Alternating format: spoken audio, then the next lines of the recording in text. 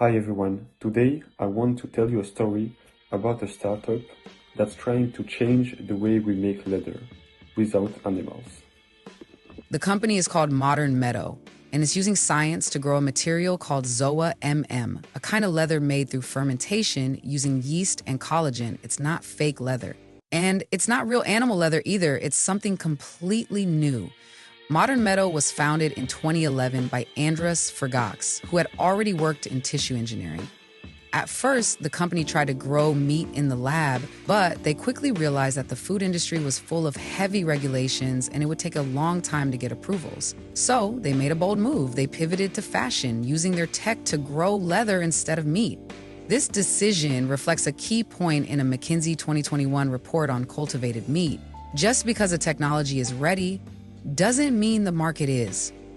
In other words, being scientifically advanced isn't enough. You need a clear path to sell and scale. Fashion turned out to be a faster, more flexible entry point. Let's look at the problem they faced. The leather industry is huge, worth more than $400 billion, but it's also very traditional. The big question for Modern Meadow was, how do you introduce a new material into an old school industry?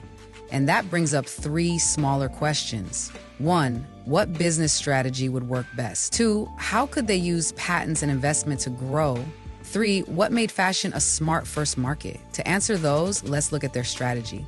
Modern Meadow didn't try to sell directly to consumers. Instead, they focused on high-end fashion designers who wanted sustainable, cruelty-free materials that still looked and felt like leather.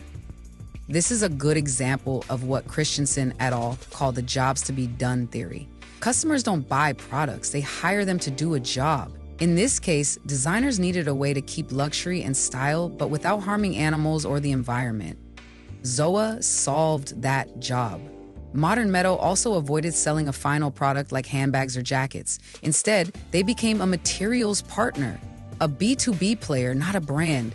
This allowed them to stay focused on the science and work with others to bring Zoa into real products. That choice matches the ideas in the article, Creating Value Through Business Model Innovation by Amit and Zott, MIT Sloan Review. It says that companies with new technologies need to rethink how they create and capture value, not just what they sell. Now let's talk about intellectual property and investment. Modern Meadow has built a strong set of patents that protect their special fermentation and biofabrication process. This is super important because it keeps others from copying their tech too early. As Graf et al. Explain, a lot of big ideas start in universities or research labs, and offices of tech transfer help protect and commercialize those discoveries. That's exactly the kind of structure that Modern Meadow followed, taking deep science and turning it into a business. They also raised money from major venture capital firms like Sequoia Capital and Horizons Ventures. These investors didn't just give money, they also gave advice, contacts, and credibility. As de Klerk et al. 2006 describe in their Guide to Venture Capital, the right investors play a big role in shaping how a startup grows. So did it work? Yes and no.